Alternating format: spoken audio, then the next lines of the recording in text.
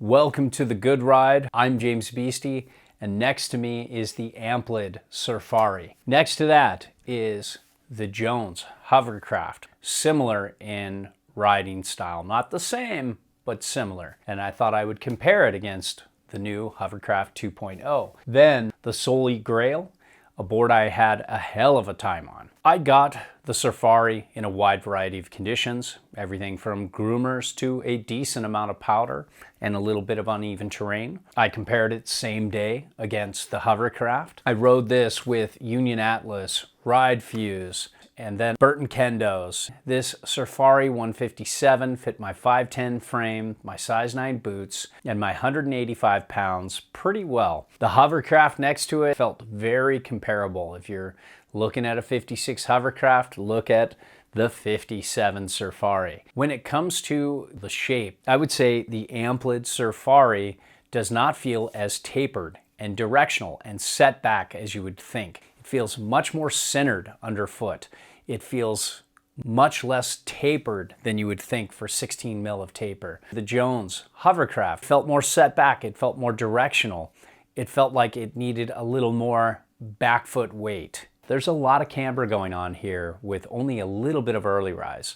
If you compare that to the Jones Hovercraft, that has a lot less camber and a lot more early rise, along with more of a spoon nose thing coming from the lifted part of the camber profile all the way through the nose, where this has more of just a lifted area on the sides of the nose where the rocker begins and nothing bleeds into the board on snow. Both of these boards, you don't feel the spoon tech on groomers. You only feel it in powder.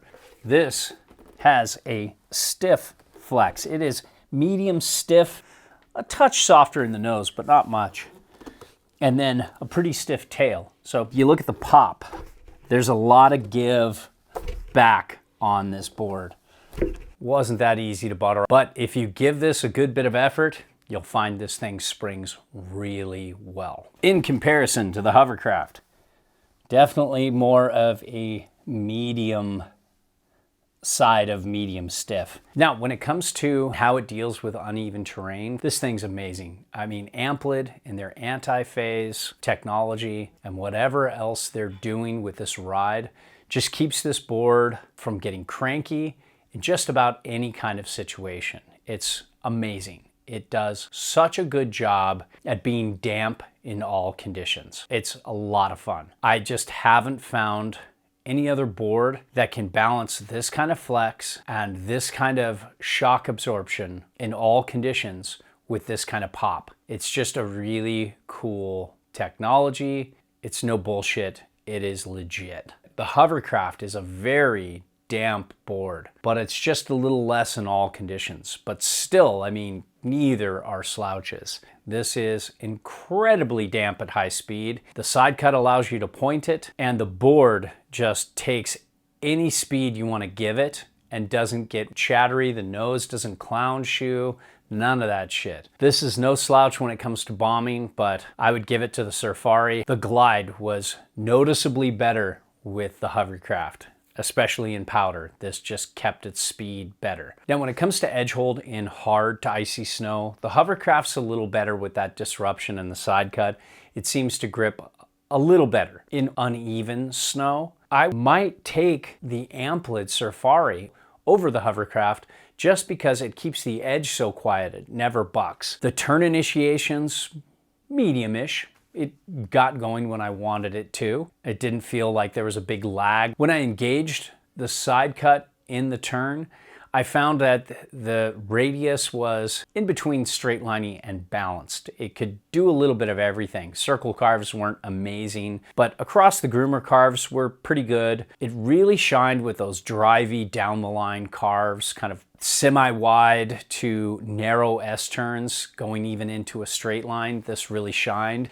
It has so much camber, it has so much pop, so much drive. I was just really impressed with the spring out of the turn and how well it carved. I could weight off the front foot, drive the entire turn through the front foot. I could drive the turn center weighted, and I could lean into the back after setting the turn off the front foot and slowly transition into the back and spring out of the turn.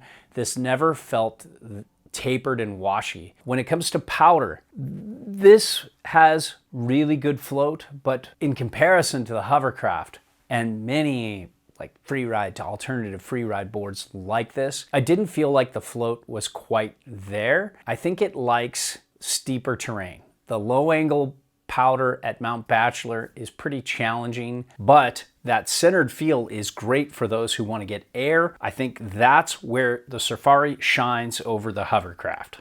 Here really helps the turning experience. It has a better roll in powder and was a little more turny. One thing you notice, it only has 5x2 inserts at each one here. Normally, like a lot of boards are 6x2 like the Hovercraft. So setting this all the way back with a 22-inch stance width, you can get 4.875 inches back from center of board. If you like a little more directional float, but you still want to go fast, then probably the Hovercraft. Bottom line, I was stoked to get on the Amplid Surfari. This is such a damp yet poppy, fun to turn board, and I'll be recommending this a lot. If you want easier float and powder, go Hovercraft. If you want a more dynamic, more damp turning experience, go Surfari.